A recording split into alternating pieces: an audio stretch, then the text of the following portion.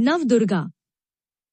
नवदुर्गा सनातन धर्म में भगवती माता दुर्गा, जिन्हें आदिशक्ति, जगत जननी, जगदम्बा भी कहा जाता है, भगवती के 9 मुख्य रूप हैं, जिनकी विशेष पूजा व साधना नवरात्रि के दौरान और वैसे भी विशेष रूप से करी जाती है। इन 9 दुर्गा देवियों को पापों की विनाशिनी कहा जाता है।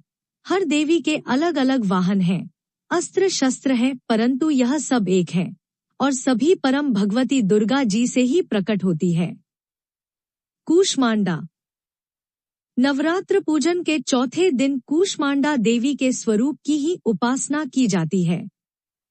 इस दिन साधक का मन अनाहत चक्र में अवस्थित होता है। नवरात्रि में चौथे दिन देवी को कूष्मांडा के रूप में पूजा जाता है। अपनी मंद हल्की हंसी के द्वारा अंड यानी ब्रह्मांड को उत्पन्न करने के कारण इस देवी को कूष्मांडा नाम से अभिहित किया गया है। जब सृष्टि नहीं थी, चारों तरफ अंधकार ही अंधकार था, तब इसी देवी ने अपने ईषद हास्य से ब्रह्मांड की रचना की थी। इसीलिए इसे सृष्टि की आदिस्वरूपा या आदिशक्ति कहा गया है। इस देवी की 8 भुजाएं हैं, इसलिए अष्टभुजा कहलाई। इनके 7 हाथों में क्रमशः कमंडल, धनुष, बाण, कमल पुष्प, अमृतपूर्ण कलश, चक्र तथा गदा है। 8वें हाथ में सभी सिद्धियों और निधियों को देने वाली जपमाला है। इस देवी का वाहन सिंह है और इन्हें कुम्हड़े की बलि प्रिय है। संस्कृत में कुम्हड़े को कुष्मांड कहते हैं, इसलिए इस देवी को कुष्मांडा। इस देवी का वास सूर्य मंडल के भीतर लोक में है।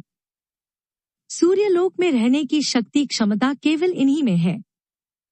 इसीलिए इनके शरीर की कांति और प्रभा सूर्य की भांति ही दैदीप्यमान है।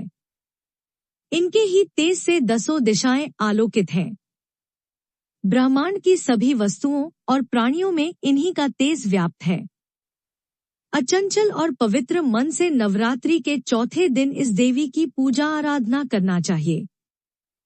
इससे भक्तों के रोगों और शोकों का नाश होता है तथा उसे आयु, यश, बल और आरोग्य प्राप्त होता है। यह देवी अत्यल्प सेवा और भक्ति से ही प्रसन्न होकर आशीर्वाद देती हैं। सच्चे मन से पूजा करने वाले को सुगमता से परम पद प्राप्त होता है। विधि विधान से पूजा करने पर भक्त को कम समय में ही कृपा का सूक्ष्म भाव अनुभव होने लगता है। यह देवी आधियों व्याधियों से मुक्त करती है और उसे सुख, समृद्धि और उन्नति प्रदान करती है। अंततः इस देवी की उपासना में भक्तों को सदैव तत्पर रहना चाहिए।